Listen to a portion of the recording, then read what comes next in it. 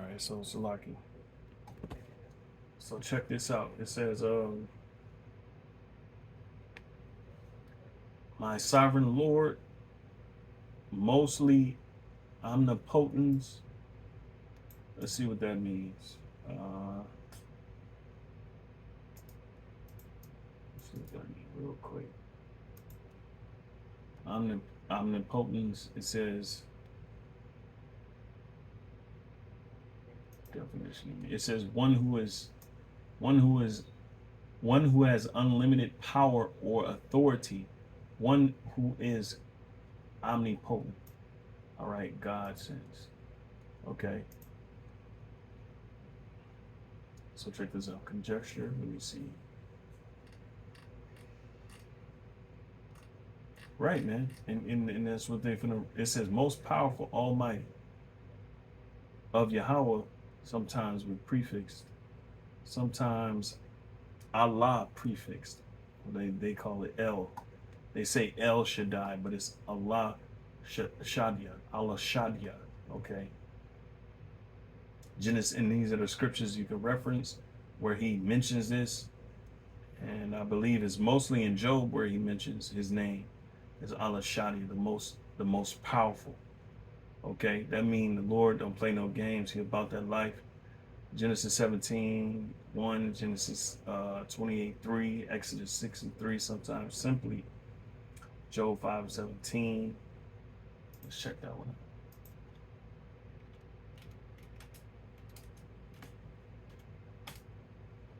Right, it says, behold, happy is the man whom God corrected, therefore despise not thou the chastening of the Almighty. It's the Almighty power, man. Okay. And I don't know if you heard, he got an army. All right. The Lord of hosts. Okay. So check this out. Let's see. And then I'm gonna close out. Let's get some of the songs. Let's see if we can find some of the songs.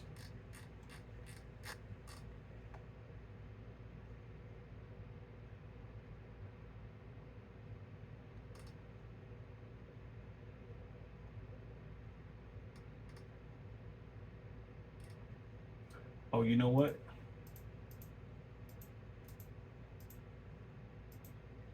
We slightly talked about the angels and their abilities, but I kind of wanted to focus on who the Lord was, because He the one that's sending these angels. All right.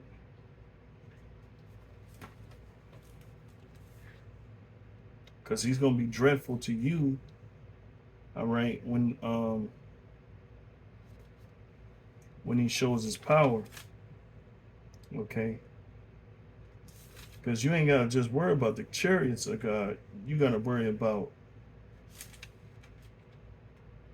what it says. It says, you gotta worry about the thermonuclear destruction that's gonna come. All right, right at the same time, at the same damn time. Okay.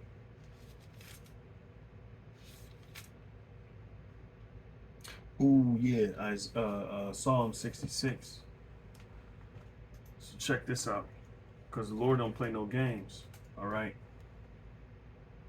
And this is the curse that's gonna go over the earth, is those what you call demons, those UFOs. That's why you don't want to study them no more, because that's the dread. That's dread.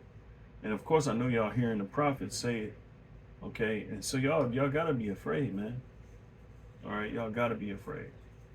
This is Psalm 66 and verse 3. It says, say unto the Most High, how terrible art thou in thy works. Through the greatness of thy power shall thine enemies submit themselves unto thee. That's right.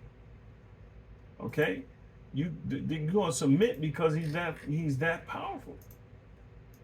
He's that powerful, man. This ain't no joke. This ain't no game. Ain't never been one. This is Wisdom of Solomon 12 and 17. For when men will not believe that thou art art of a full power, thou shewest thy strength, and among them that know it, thou makest their boldness manifest.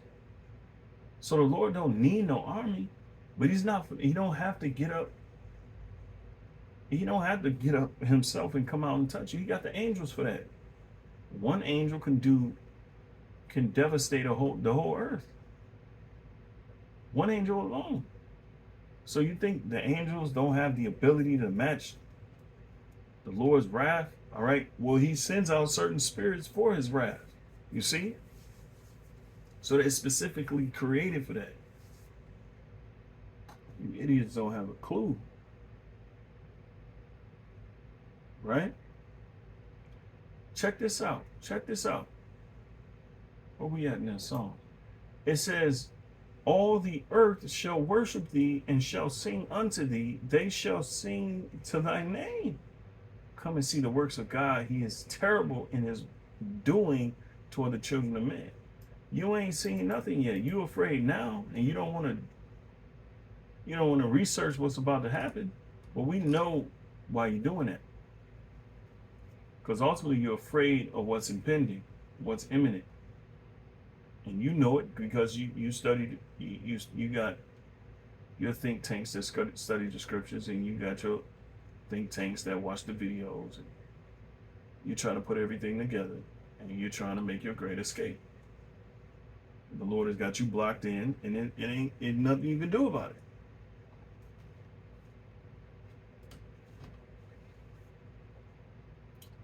Malachi 1:14. But cursed be the deceiver, which hath in his flock a male, and voweth and sacrifice unto the Lord a corrupt thing. For I am a great king, said the Lord of hosts, and my name is dreadful among the heathen. Right? And that goes with his reputation as well. Curses the cheat who promises to give a fine ram. So you promise, and it could be, you doing certain works, all right, that you're promising. You're not just promising the people, that's before God. That's an oath before God, right? And that's taken into account by the angels. This is from his flock, but then sacrifices a defective one to the Lord. See, so you saying you're going to do something right, but you ended up doing it wrong. That's the whole plight of Esau.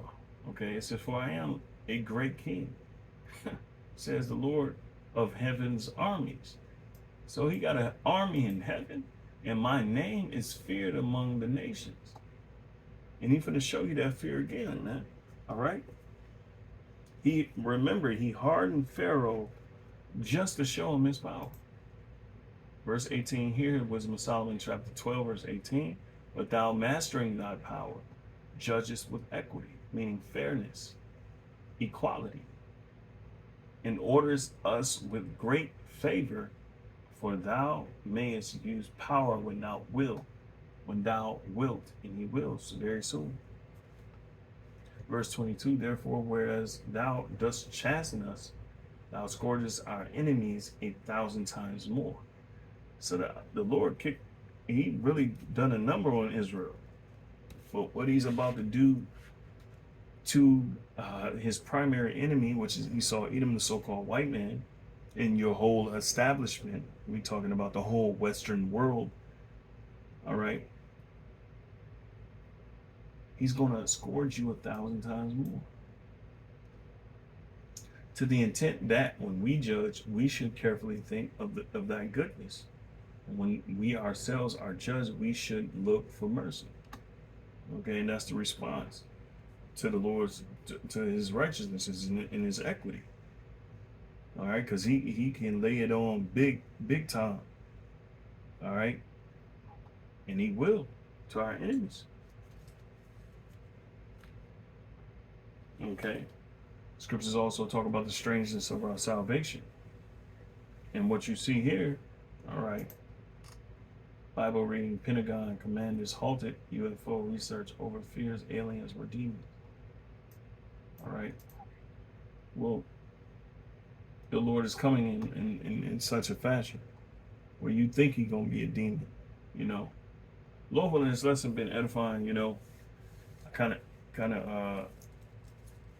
did it, in the spirit. So I had a few things queued, a few points I made. But yeah, man, I mean, that's it, you know. So this shows a lot. It shows that you either are really afraid, or you're afraid and you just don't want to know any further what is impending against you, what's imminent and what's around the corner, which is the Lord's wrath and Him showing up and Him showing His power, showing His almighty power. Okay. I had something else queued up, but for the love of me, I don't know where it went. And it was dealing with the Lord's name.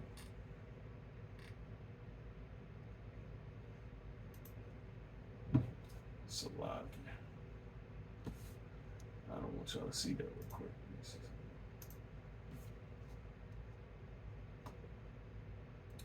Oh yeah, so Shaddai right here, it says in the patriarchal literature, and in Job particularly, where it is put into the mouths of the patriarchs, this name appears, the name El Shaddai or Al-Shaddai, all right?